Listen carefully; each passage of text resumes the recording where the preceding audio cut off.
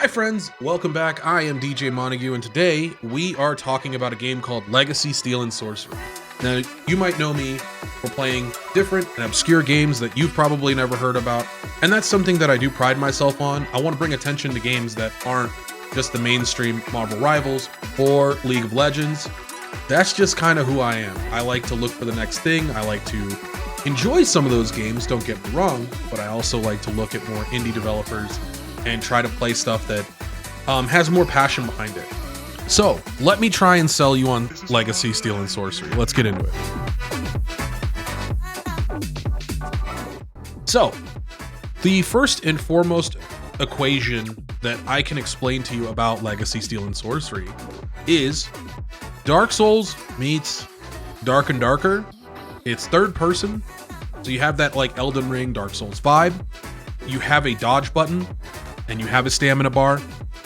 You have skills that are specific to each different class, and you have weapons that are specific to each different class. You explore a specific area and you're looking for extraction. You have a finite amount of time in the area, similar to Dark and Darker. And there is PvP and PvE in this area. There are some bosses, and there will be players all walking around this area trying to find loot.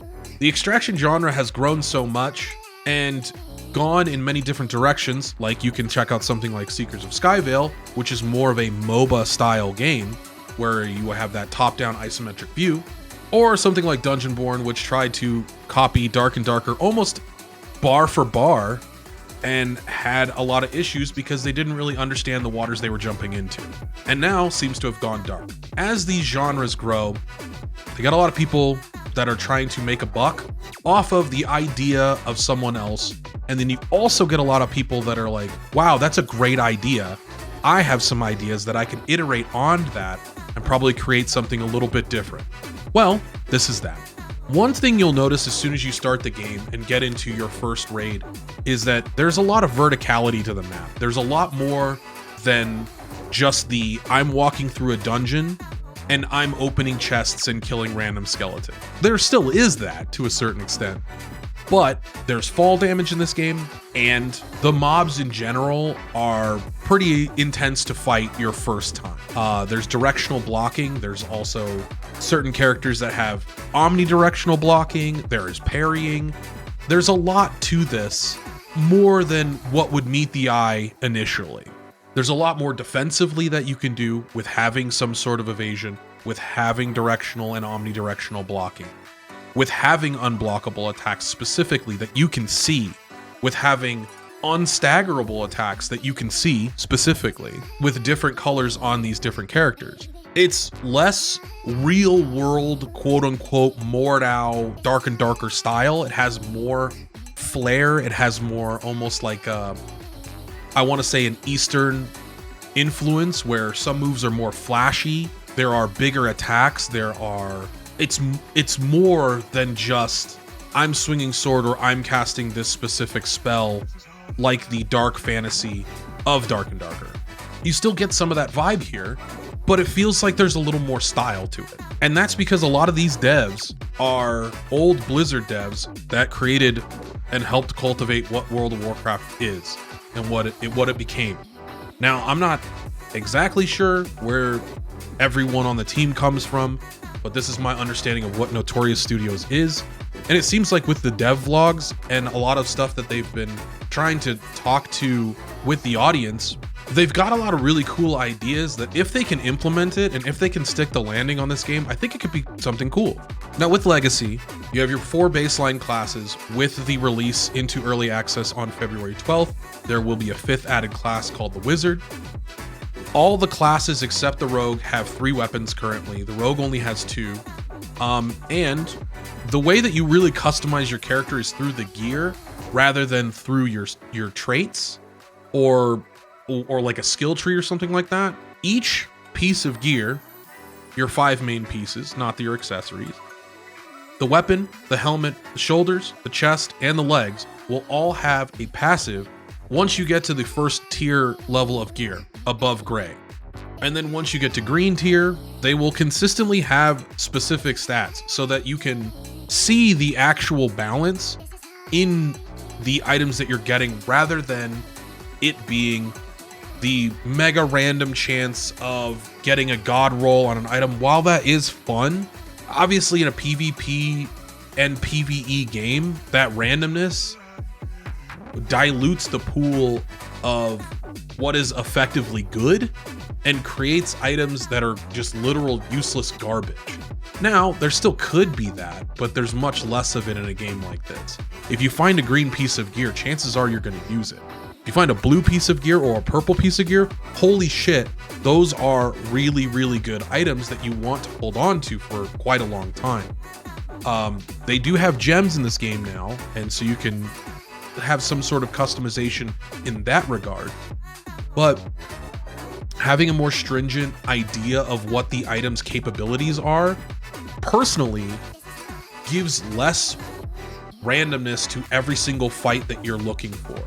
And you could see on someone, if they have a specific item on, you're like, oh wow, I know exactly what that passive does. I should stay at range, or I should get into melee against this person. These are things that, at a glance, they seem like they're really stringent, but they help create strategic decision making in the game. So I'm a big fan of the way that they're doing items so far. I think they want to add more randomness into the game in general when it comes to the items, and have like extra passives on them. Maybe some of these already like roll with gems in them or something like that. But I think giving more player choice and more player decision making is always going to be a better thing in engaging the player, rather than saying, oh, here's a bunch of garbage on the ground. Maybe this one item is pretty good, but probably not. Just throw it all away anyway and leave this massive pile of really cool looking items to just waste away. Now, these guys have already put out a roadmap, and you can see a lot of what they've already accomplished with this roadmap, and I'll have a link down below for that as well.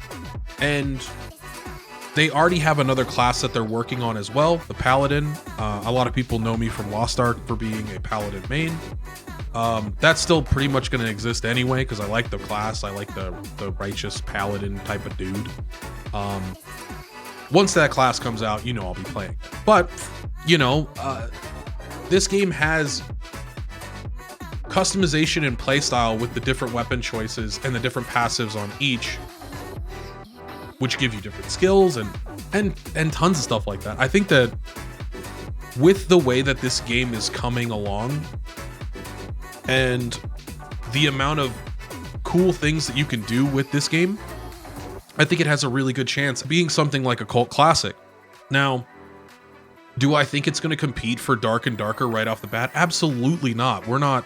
I'm not foolish enough to think that, you know, 3 or 4 years of being in development and release is going to compete with a game that's going to release in 2 weeks. And also, we all know that Dark and Darker has many different iterations of what it went through to be where it is now. If you give the same credence to these developers and you give the same patience with these developers, I think you can be rewarded with something pretty cool if you want to stick around for it.